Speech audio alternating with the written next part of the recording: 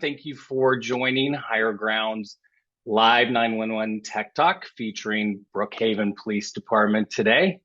My name is Jake White. I'm from Higher Ground's marketing team, and Higher Ground's a software manufacturer. It's been providing solutions to the public safety market for decades. And we appreciate you taking your time today to join us on Zoom, or perhaps you're on the live stream on YouTube or LinkedIn. But I just want to encourage all of you, this is for you. So please, I want to encourage engagement during this discussion. You can ask any questions or post any comments right there on that chat or the QA tab, and we will certainly address them either throughout the session or at a Q&A towards the end. So we appreciate you taking your time to join us, and there will be a recording available after the session so that you can share that with your colleagues. You can also go back and view this Tech Talk or any of our previous events on demand by visiting our website, which is www.live911.com. We're happy to welcome our speakers today. Lieutenant Abrem Ayana, he's the unit commander of Brookhaven Police Department's Criminal Investigations Unit, and Officer Kenneth Nunn, who has spent 3 years of his 35-year career at Brookhaven PD. He's been using Live 911 since it was first deployed. Thank you in advance, you two, for your experience with the solution. I see that you are muted. I want to make sure that we change that. Yeah, Officer Nunn, can you hear me? There we go. Okay. Volume's on. All righty, I got you now.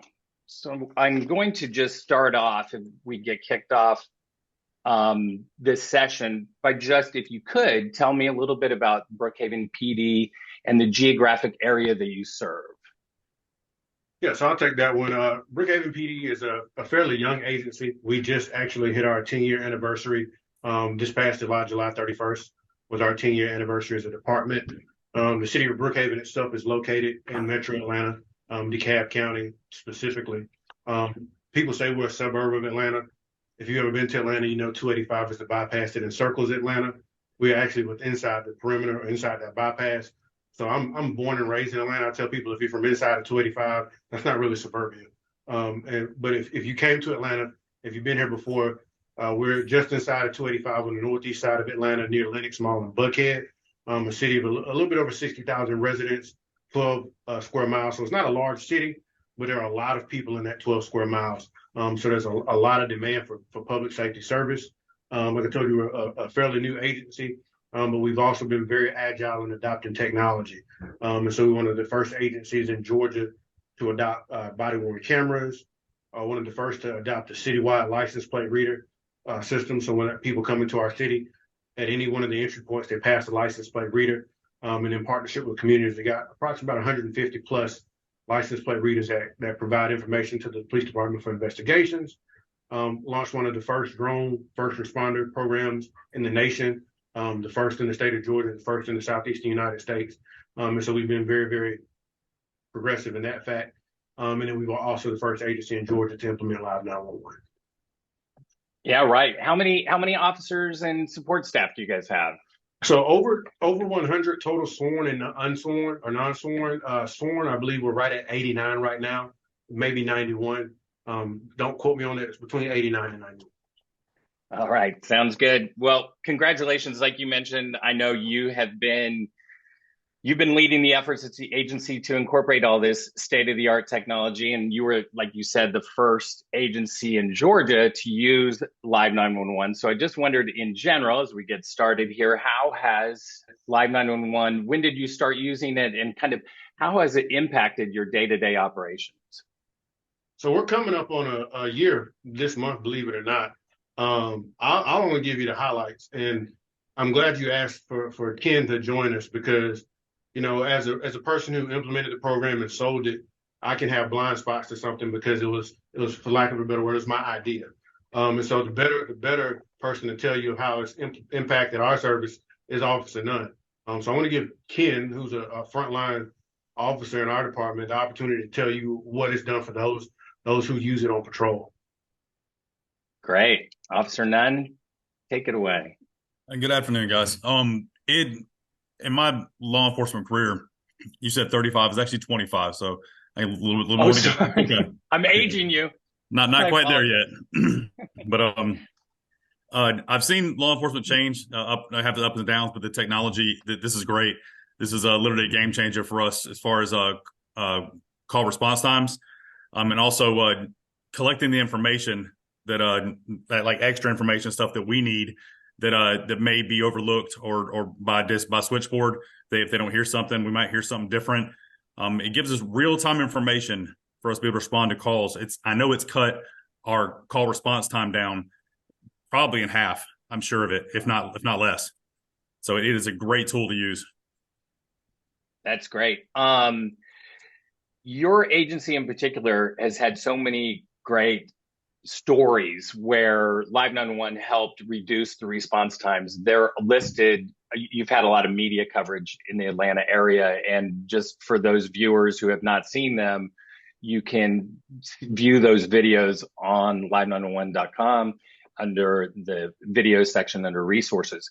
But I wanted to talk about some of them today because to be honest, they're really unique. And we found from surveys of our past tech talks that what people really love to hear are those use case or success stories. And I know one of them is an arson suspect at Target, where you guys responded so quickly and actually caught them. Do you want to talk about that just a little bit? Yeah, I don't remember the month. I'm going to tell you wrong, but I want to say it was April or May of this year. We had an incident at a local Target when an individual went inside the fitting rooms and started a fire.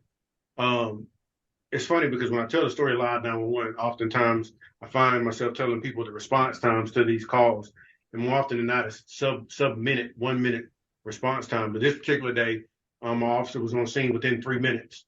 Not 3 minutes of the call being dispatched, but 3 minutes of the call coming into the 911 center. And so this particular day, they get the 911 call that this individual's in the fitting room and Target started a fire. And within 3 minutes, 3 minutes of the call being accepted into the 911 center, the officer was on scene in the Target, was already aware of who he was looking for, and was able to apprehend the individual inside the store. That's just one example of many. And I'm sorry I can't make it more salacious, because it was nothing salacious about it. There was no foot chase. There was none of those things that happened because the guy had no expectation that the cops would be there that quick. And we see that happen a lot.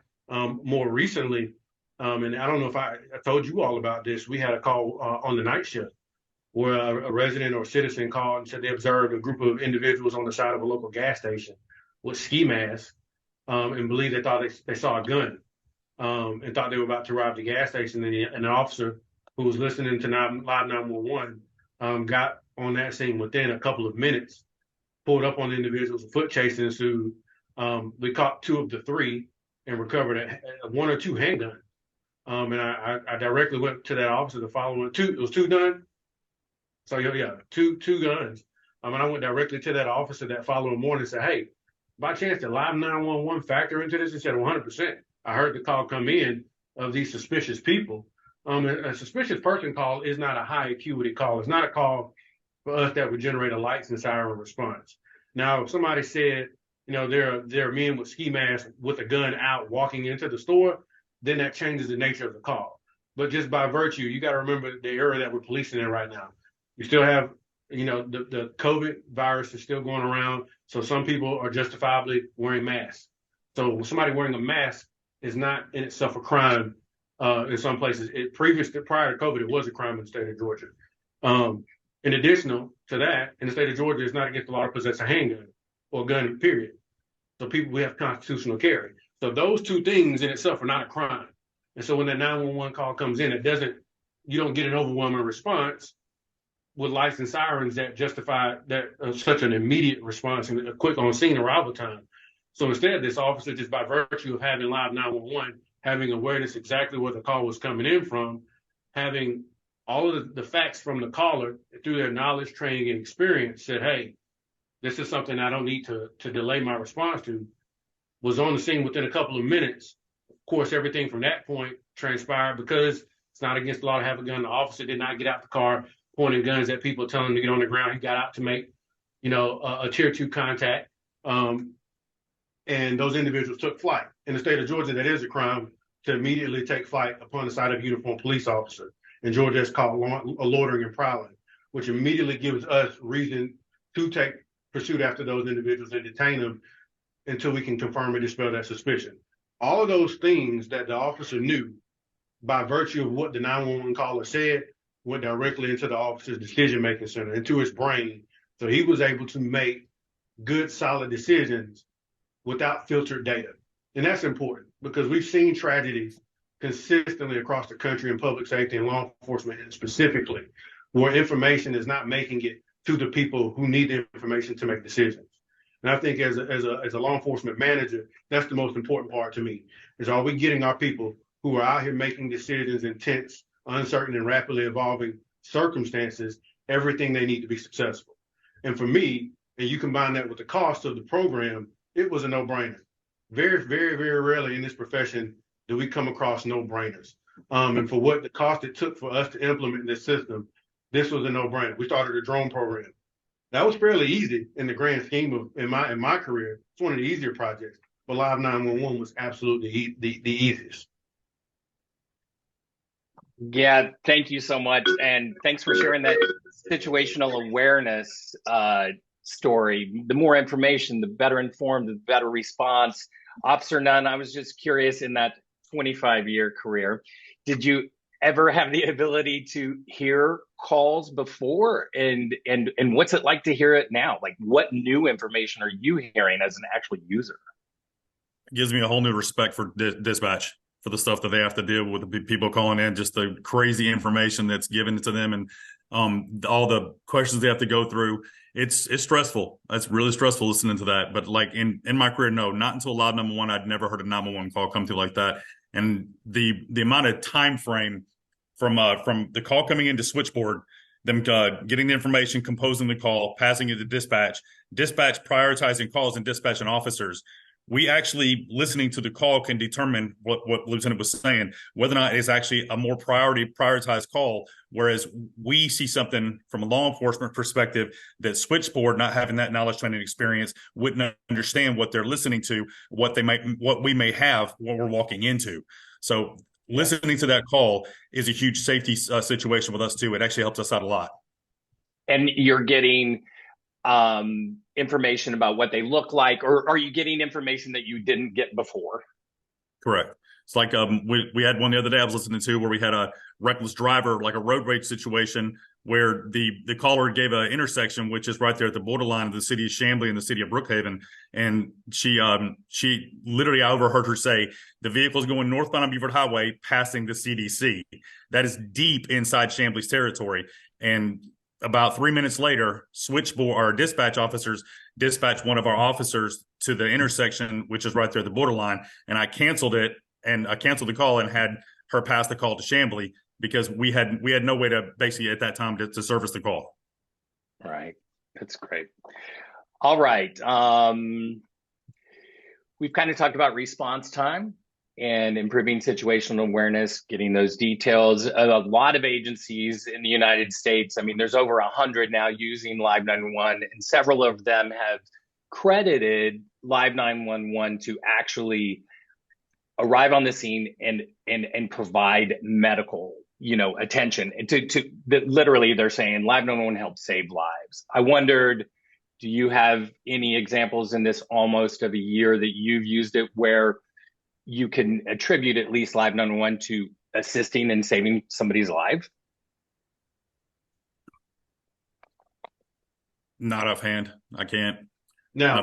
I know I've heard of stories, but I haven't personally experienced anyone where we've had to show up. I believe we did have one on my shift. I overheard about it in reference to somebody who had OD'd, and we got there in time and we used Narcan. We were able to bring them back to before EMS even arrived on scene. So I know we have stories of it saving lives, but I haven't personally experienced any. Yeah, I do know for a fact there have been numerous calls similar to what Ken just described to you, of that person unconscious in a car, that looks like an overdose, that gets dispatched. and the officers are the biggest thing that Live 911 does, which is a game changer in my eyes, besides the live audio, is the actual location information. You know, they're actually being people are these days are not aware of where they are. They have no awareness of where they are. So all they can tell you is I'm gonna be for highway, and I know I use it when I give presentations, and I don't know if you all have this story, but it was one of the first successes we had, like week one, maybe day two of the program, when an individual was at a quick trip in our city and was a victim of a car theft in progress or carjacking, depending on how you want to look at it. He stepped out of his car to throw something in the trash, and a guy jumped in to take it. He called 911 and he couldn't tell us where he was. He said he's quick trip, quick trip. Well, in our city, we have two quick trips in Brookhaven, and then there's one on the border with Chamblee. And he just said, quick trip, and he couldn't tell us where he was. So he said at one point, Briarcliff Road, which was not where he was, but there's a quick trip on Briarcliff Road. If we send officers to that location, that's depending on traffic, 5, 10, 15 minutes out of the way. Then he said another location where there is no quick trip. Then he says Buford Highway. Boy, that could be the quick trip in Chamblee. When I say it's just outside of a border, you can, if depending on the strength of your arm, you could throw a football and hit it.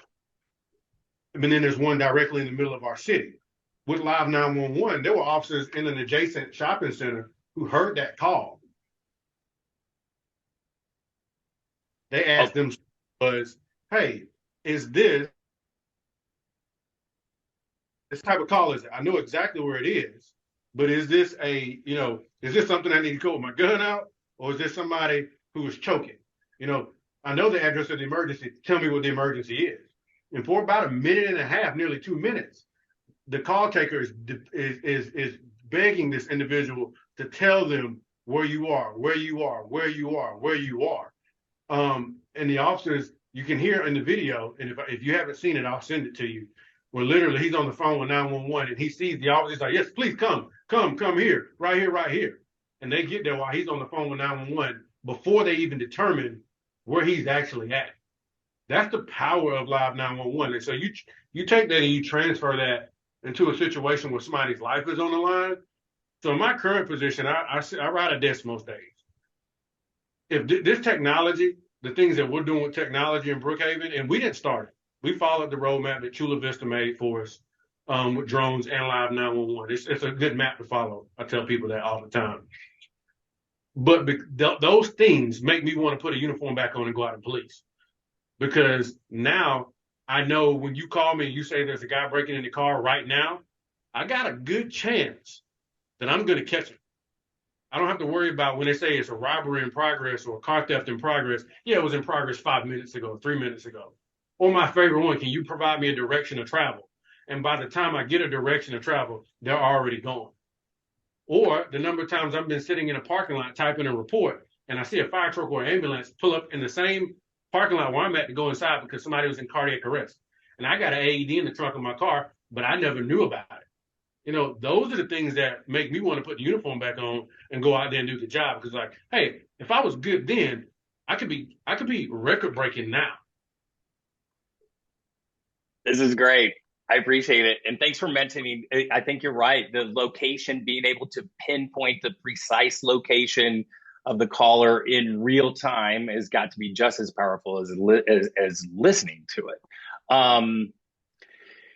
We're at about 20 minutes in. I just wanted to remind those listening, those participants, please go ahead and put in your Q&A. Officer Nunn, I have a question for you because I know you've been out there using it, and Lieutenant Ayana may be out there soon using it. But I was wondering about the geofence filter or feature, because sometimes we hear resistance of like, I don't want to be able to hear these calls. Do you use a filtering feature to just hear the calls in your area, or do you like to hear all of the calls that are coming in? Or it's an automatic thing. There's a little button that says "Here." You click on the "Here" button, and then it pops up. You click on that. It literally geofences where you are in that area. We will get calls like bleed over from Atlanta or possibly Chamblee. I've actually got one. I think it was in Hateville or something. But the switchboard filters those calls out fast and pass them where they need to go. And you don't have to listen to the calls. You can hit the big red X and click off of it. That way it's not tying up your ear traffic. we're trying to listen to the radio or whatever it may be, because there may be multiple calls, and you can filter those calls to see by priority if you need to. It's actually it's a really good system. That's great. I wondered, I know you were the first in Georgia, have people come to see demos at your place, or wanting to, to see how you guys are using not only this technology, but advanced technology in Georgia, because I know you're leading the way. How does that affect other agencies in the state? Yeah, so when we started pitching this program, we don't run our 911 center. Our 911 center is a conglomeration of cities represented, and we contract with the actual corporate provider who does those 911 managed services, and they manage 911 services for 4 cities. We were the first city amongst those 4 cities to start Live 911, and immediately within the first 2 weeks of us rolling out the program, our chief is sending these success stories to those neighboring agencies saying, hey, man, you might want to get come and take a bite of this sandwich. It's really, really, really good.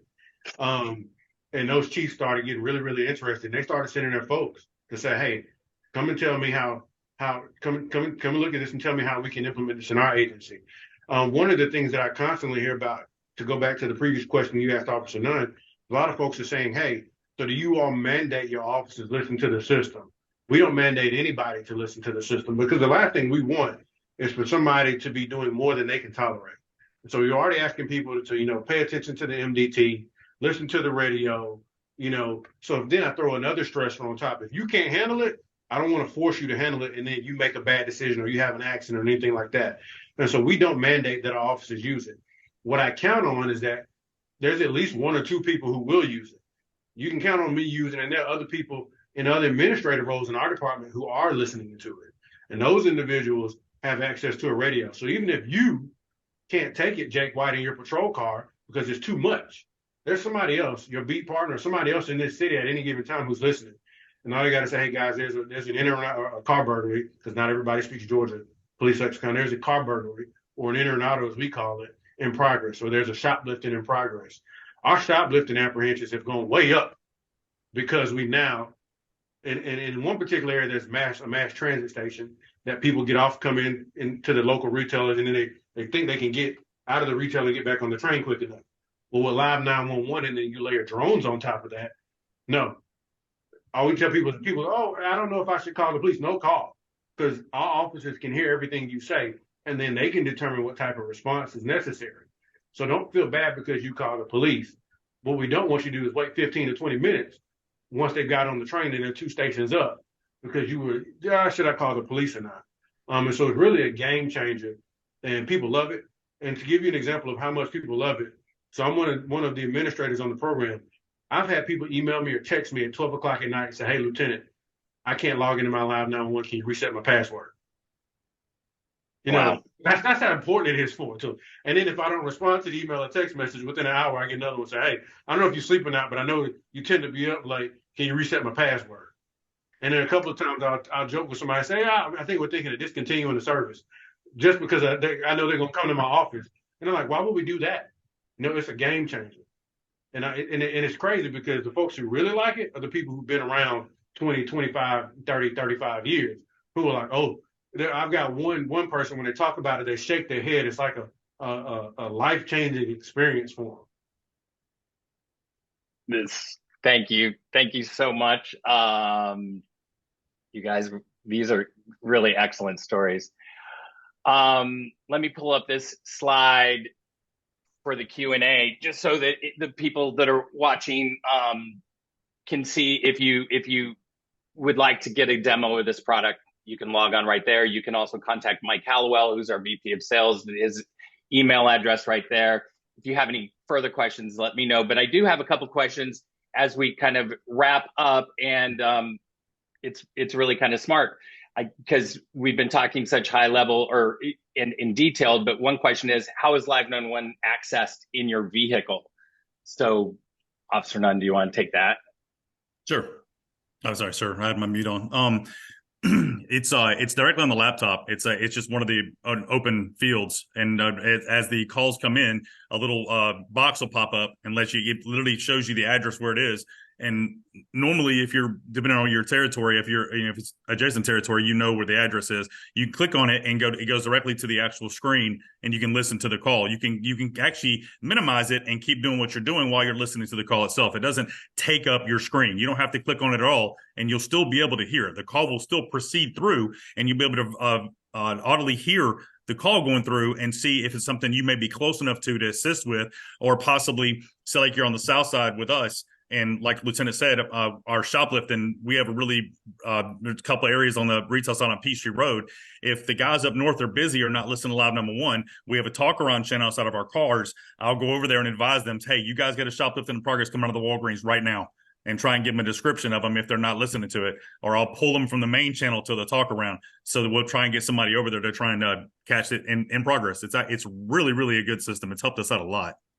Yeah, Jake, wow. I raised my hand because I think I know where you were getting at with that question, because I had to work with IT and all of the other folks. That's a big question. Is it hardware or software installed on the car on the laptop? It is not. You access it directly through a web browser.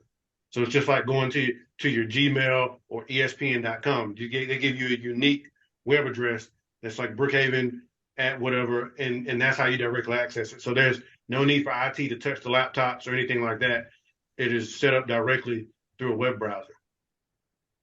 Great. And to follow up on that, a lot of people want to know also usually if there's any special equipment that's needed to actually deploy the Live911 solution. Do you want to address that while we're at it?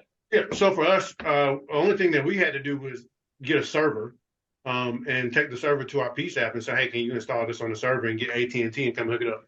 So we had to get a server, and that's pretty much it. A server in the 911 center to handle all of that traffic. And from there, everything was done wirelessly with the higher ground team working directly with the Peace app the Peace app's IT department, and then the police department's IT department. And through whatever the IT folks do, they are able to connect the cradle points, which provide vehicle location in our cars. They were able to hook that up with Live911. So we also see where everybody is at in relation to calls as well. How about there was a question about the other technologies that you're using. I know you listed some in the beginning. Do you want to just touch on that, the other new technologies, since you've kind of set yourself as a national organization leading the way on that? Yeah, we've got Flock LPR pretty much everywhere. We have body cameras like everybody else does. We also have a drone first responder program that launches drones proactively to 911 calls, and that actually incorporates Live911. And it's actually very apropos. We got Ken here. If you go to our YouTube page, you'll see a couple of our videos where the drone is actually being used to aid an arrest. And most of those actually involve Ken. And one in particular involved a shoplifter who actually thought he got away. And because the drone has a less than 2-minute response time most of the time, watch this guy. He tried to access the train station. He actually tried to hide from Nunn under the elevated tracks, had no idea there was a drone above him. And then he thought he got away, and then Nunn pulls up on him. And then he realized at some point he no longer wanted to talk to Nunn. I don't know why. He's such an amazing person. He decided he was going to walk away. Not even walk. He tried to run from Nunn, and Nunn wasn't having that. He was apprehended. And so you take the rapid response of a drone and you accelerate that with giving the information to the drone pilot quicker, in addition to the exact location of the caller, it actually aids in actually apprehending criminals quicker. 2 things before I leave, before this is over with. There was a movie several years ago that starred Halle Berry. I believe it was called When a Stranger Calls or something like that, where she was a 911 dispatcher, and a young girl was thrown in the trunk of her car and was calling, and they had no idea where she was. And she was telling her, take the brake lights and do this and that and another. Well, I tell people when I talk about Live911, I tell people all the time, because it tracks you in real time, if somebody says they were thrown in the trunk of a car in Brookhaven, and all they can tell us it's a black car, we know we can follow the track of the cell phone, and all we got to do is look for a black car. And so if they say, hey, I'm in a black car, they threw me in the trunk of a black car, a silver car, and we see it's tracking down Beaufort Highway, all we've got to do is go down Beaufort Highway to the location that it's telling us and look for the black or silver car, and then we're going to find our victim. That's a game changer. That's a game changer. And then most recently, we had a shoplifter who went to a Publix store on the north side of our city. I'm sorry, I like to talk with my hands, try to get my emotion out. And these individuals walked out the store, went into an adjacent neighborhood, and started changing clothes. And so the drone was already up looking for him, and a neighbor in that neighborhood calls and said, hey, there's some males behind our townhouses offloading a shopping cart of groceries into a bag, and now he's changing clothes. Well, when he said, hey, there's the male with a shopping cart, the drone says, hey, jump out. This is the guy I'm looking for. Just does an about face and goes right literally a couple hundred feet into this neighborhood and sees the guys that they're talking about, watches them change clothes, and tells the officers directly where they're at. And then to top it off, when it was all said and done, the guy tried to run from the officers, and the drone was right there. And so you talk about all of the technology coming together to work together. You know, I have a lot of faith in our officers. We've probably got the best, if not some of the best officers, not just in the state, not in the country, but in the world in this profession. We make them that much better by giving them the tools they need to do the job. And that makes us successful as an agency. That's what makes us that shining agency on the hill. We're going to continue to push that forward and leverage that because people like Nunn are showing us that it's worthwhile. And our citizens love it. If I told you, you call 911 and the police officer be there whether in drone or in person in under 5 minutes, we've had shootings where I've got a response time to the scene of a shooting in 45 seconds, where people are getting tourniquets applied, quick clot applied, saving lives that otherwise they wouldn't have gotten because we got a shots fired call in the area. We started progressing to the shots fired call. And then when the person calls and said, I've been shot, the officers are already in the area. And now they just got to go to where the pin is. And the pin is pretty accurate. Mm-hmm. Very accurate. That's one of the things I like about the system. When you're looking at it on the screen, if you pull onto the web browser itself, there is a map. And it literally is tracing them while they're on the phone. So like if we do get a call, like say like the quick trip at Beaufort Highway, and they're like, I'm on Briarcliff Road, and you look at the map and it literally says Beaufort Highway in North Cliff Valley. We know they're a quick trip, but they're giving us the wrong quick trip, and we know we can go to the correct one. That mapping function is great. Yeah. Oh, thank you guys. I could listen to your stories all day long. This is really fascinating and good stuff. Thank you for keeping our community safe. The gratitude for people like you doing this in the profession, I can't say enough. So Lieutenant Ayana, Officer Nunn, we really appreciate you taking the time to share these stories with us. For those participants I didn't get to your question, I'll answer them, follow up via email. We'll also, as I mentioned, send this recording to everybody who is registered, whether you attended or not. So again, thank you all for joining us today. And this will conclude our session. Thank you, Jake. Thank you, everyone.